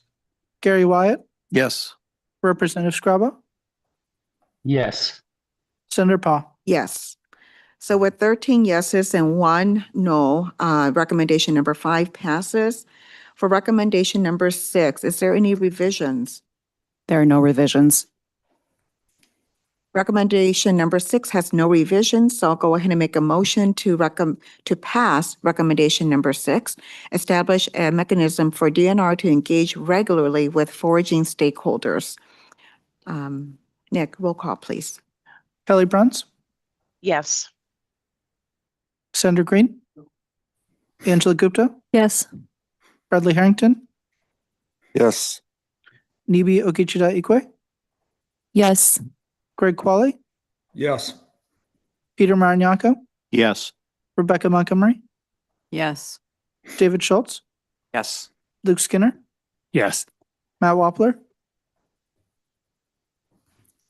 Yes. Gary Wyatt, Yes. Representative Scraba, Yes. Senator Paul. Yes. With 13 yeses and 1 no, recommendation 6 passes. Recommendation 7, is there any revisions? With the clarification that recommendation 2 includes a sentence that says this research should include an evaluation of statutory and rule changes resulting from the task force's work, there are no changes to recommendation 7. Okay. So for recommendation number 7, there's no revisions on that, but there is a recommendation to that, right? Is that what you said? Just to acknowledge that recommendation 2 does state one of the concerns that was lifted was that the research would include evaluation of statutory changes and rules resulting in the task force's work. That's already included as sentence number 2 in recommendation 2. Wonderful. Peter. Were we also going to include a change that speaks to the question that Luke had about, DNR land management being able to appropriately protect and respond to impacts? Correct. That was a change in recommendation 2. Well, I think Luke indicated that he was concerned about it being properly respected in number 7 as well. But that was just what I got from what he said. I don't know if I'm correct. Just to comment on David's comments too about how all the 7 recommendations can kind of be looked at collectively and that there's some overlap. I would say that the intent of local control by DNR land managers is in the recommendations. So I would recommend at this point just acknowledging that and then moving forward with no recommended changes in recommendation 7. Yeah, so just to reiterate, recommendation 7 does not have any revisions in it, but based on Luke's suggestion, there was a revision in recommendation number 2 to address his concerns because that was where that language lived. And so if you want to reference recommendation 2, that revision, it does take into consideration what Luke had brought up. Senator Green.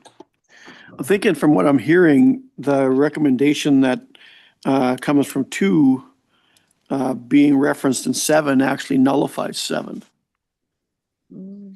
I don't interpret it that way, but let's take a look at it again. Why don't we go to slide 2?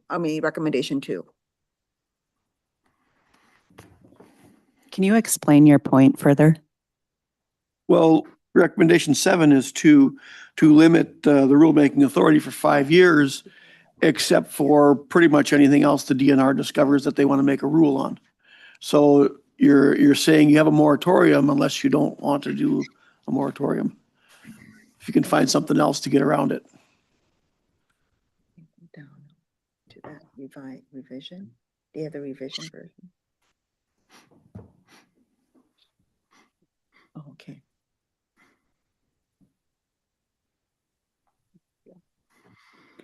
I think you're looking at 7, but you just said you've included number 2. I know, I don't see, So- sorry, we're still trying to bring that up. Oh, I apologize. It's recommendation number 1, not number 2. I apologize for that. Yep. So number 1, not recommendation number 2, but recommendation number 1, it says, the added piece that we put on here is be more specific about what this looks like. We're talking about the geographies, enforcement options. How is geography defined? And then also the need for immediate response when an issue is seen. So I don't think that when we say and need for immediate response when an issue is seen, I think addresses what Luke brought, but it's not nullifying number 7 with the moratorium. That's my interpretation, but I'd be open to suggestions of any clarifying or revision language as needed. Well, maybe just a reminder, 1 didn't pass. So the recommended change didn't actually get approved, correct? Yeah, that's true. That's true. Good point. Yeah. And that's true. And this is the last thing I want to say, because I'll just change my vote to a no anyway, but it doesn't make any difference if the recommendation passed. The recommendation is there. It'll still be presented. It'd just be said it didn't pass the supermajority that we have, but that recommendation still would be referenced in 7. So could we add something to recommendation 7 specifically that would address those concerns and not have it being referenced back to recommendation 1? We'd be open to revisions now. Luke. Senator Pa, my concerns are broader than just that. So we've already addressed what you said in the first, as I said in recommendation 1. My opinion probably will not change with a slight change to the actual language. So Thank you, Luke. Any other comments or revisions before we vote on recommendation 7? Anyone online? I see Greg has his hand raised. Greg? Well, let's do the vote and you can come back to my hand raise. All right, thank you, Greg. So recommendation 7, the motion is to recommend number 7, establish a 5-year evaluation period during which limits on new foraging policy will apply. Nick, can you do roll call, please? Kelly Bruns, No. Senator Green, Angela Gupta, Yes. Bradley Harrington, No. Nibi Okichita Ikwe, Yes. Greg Qualley, Yes. Peter Marnyako, Yes. Rebecca Montgomery, Yes. David Schultz, Yes. Luke Skinner, no. Matt Wappler, No. Gary Wyatt, Yes. Representative Scraba, What are we, I'm confused now. What is the recommendation? You didn't change it at all, right? It's still the same? Correct, Representative Scarpa. Recommendation 7 has no revision, so it is still the same as what is in your packet. Okay. Yes. Senator Paul. Yes.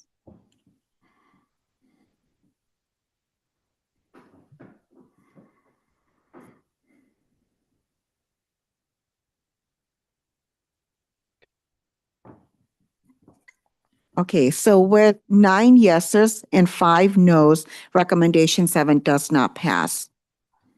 Let's see. What do we have next? And then Greg, I'll come back to you because I think you wanted to give a comment. I did. I was, I wasn't concerned about this process when we first started. I am now, and I'll give you my reasoning. We have an 80% consensus threshold here, and that is much, much more than a supermajority. A supermajority, by definition, runs up to 75%. And when I look at the numbers here, if I take the Department of Natural Resources at 3 votes, they can block any recommendation that this task force recommends by simply voting as a block. And I do not think that is fair. I think we need to lower our criteria for passing on recommendations through this committee to a minimum, or excuse me, a maximum of 75%. And I think that's a reasonable request. I would be more than happy to make a motion to change the charter to 75%. We're in a spot here where unless everybody agrees, we're dang near not going to be able to do anything except a real simple low-hanging fruit stuff. And that wasn't the purpose of this particular task force. Thank you. Thank you, Greg. I opened this for discussion if anybody else has anything to say. Senator Green. Thanks, Senator Steve Green. I think that whether I agreed to the 80% or not doesn't matter at this point. I think that we agreed to it as a group. To come back in when the results are not what you wanted is not a very professional way to run a meeting. That should have been decided at the beginning, I think. So I would not be in favor of that. Anybody else? I'm going to respond to that. Senator Greg, Green, go ahead. I totally understand that. I think we missed it when we first started out by not really looking at what protocol is in normal situations here and passing an 80% approval rating. So I understand that. I appreciate the comment. I just wanted to point that out. Thanks. Thank you, Greg. And I just want to recognize that we are 10 minutes over time. I appreciate everyone's patience. And I'm going to ask that everybody please stay with us a little bit longer if possible, but we'll try and wrap up soon. David, did you have something? Yeah, just very briefly, David Schultz here. I just want to reiterate, sorry, pardon me, on Senator Green's comments here is that although not recommended, the votes as well as, I guess, the broader discussion of what we're talking about here gets forwarded over in a report to the state legislature. So they'll be able to look at things such as the moratorium. They'll be able to look at things such as provision number 1 about foraging.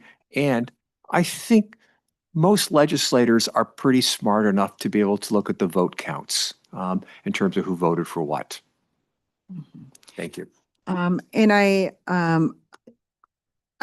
realize that some of the task force members may not be aware of how it goes from the task force to the legislature. So I'll just take just a minute to kind of talk a little bit about it. Our task force recommendations are very, very important. By any means, I do not want you to feel like the work we have done is not meaningful or very important in the decision that happens at the legislature. But what our recommendations are they are recommendations. They're not what's going to pass into statute. The reason why I say that is any bill that gets introduced into the legislature gets a hearing and it gets other legislators' input. And we revise those bills. Gosh, some of them get no revision, which rarely ever happens. And some of them get a ton of revisions. And I do not foresee this bill, when it gets to the legislature, not having revisions. I'll be honest with you. We will be writing up a bill based on the recommendations here and based on legislators' input and honestly with the chair of the committees that have primary jurisdiction over natural resources. I have every intention of talking with the chair and saying, these were the recommendations that came out of the task force. Let's write that bill. that represents this. And like I said, there's going to be opportunities for those revisions. So what comes out in the end may not be exactly what we recommended. So I just want to put that out there. I know many of you guys already know the process, but you may not know all the nitty gritty of how we make the sausage. And so hopefully that provides some context. So to Greg's point, Greg, I get what you're saying about the 80% being a very high threshold. But we agreed this is just my thoughts, we agreed as a task force that that was something we were going to aim for as a goal. And I think that we really did. We put a really high threshold because that was our goal.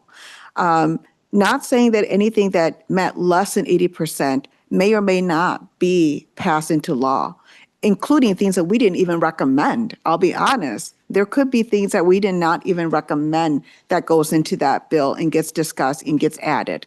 So there's still a lot of work. This is a part of that work. And I encourage all of you, and I know I will keep in contact with this task force about the work that we're doing at the legislature. We will invite you all back and when we have a hearing set in place for this bill as well. And I will update you with revisions that come from to this bill as well to solicitate those input, because I think that is important, that not only are you part of this work from the ground, but you're part of this work all the way through. That's important to me. So hopefully that answers some question. My recommendation is that we don't take up a motion to reduce the 80% because that, like I said, there's just too much that goes into this. So Greg, are you okay? Does that address your concern? Is that okay? Or did you still want to put a motion up? No, I was merely pointing out that we never really thought that through very clearly right off the bat. And I did not mean to be unprofessional or offend anybody with the DNR. And just so everybody on the task force understands, I was a DNR employee for 30 years. I retired from the organization. I support 99.9% of what they do. Thank you. Thank you, Greg. And I do just want to say that I too is in your shoe. I didn't really think about that 80% to it. I think when we were passing our some of our goals, we didn't really have the time to really discuss those things in detail. Was there anybody else that had a comment before we move on? David. Senator Pott, David Schultz, I think you made part of my comment here, and I do encourage you as a chair to inform all the members of the task force as it goes through the legislative process, and encourage all the members of the task force to also show up and testify at the committee. Absolutely. Thank you, David. Okay, seeing no one else online or in person, we'll go ahead and move to next steps. So our next step is our next meeting. Let me get to there. February 10th, our final task force meeting.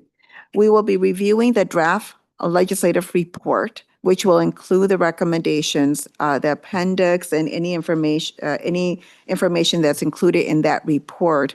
From now until then, we'd love to extend the invitation for all of us to, Nick will get a report out to us as a draft, give us time to review and reflect and give comment back.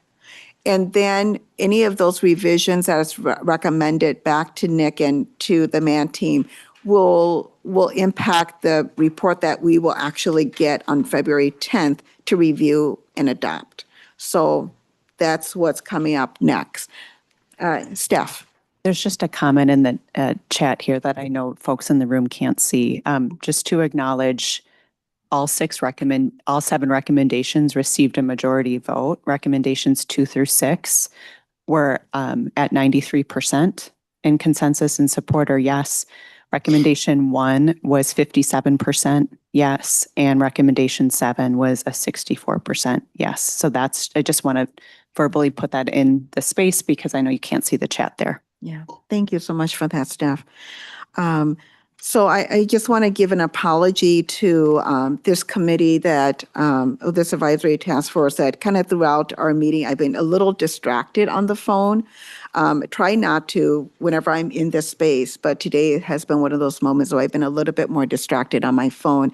And it's because a family that I have been working with, their person was detained by ICE today. and they've been messaging me about what to do. And I just basically said, let me get out of my meeting and then I will get back to you, but send me details. So I know what the world that we're living in right now and how things are. A lot of us have been dealing with a lot of things, very overwhelming, very stressful. And I appreciate each and every single one of us still showing up, doing the work that we need to do, because this still has to move on, even if there's other things going on. So I appreciate all of you. And with that, we'll go ahead and adjourn. Thank you, everyone. Hey, Senator Park, question. Yes, Greg. The next meeting will be in person, correct? Correct. Next meeting is in person. Thank you. Yes, and there will be a hybrid option. Yep.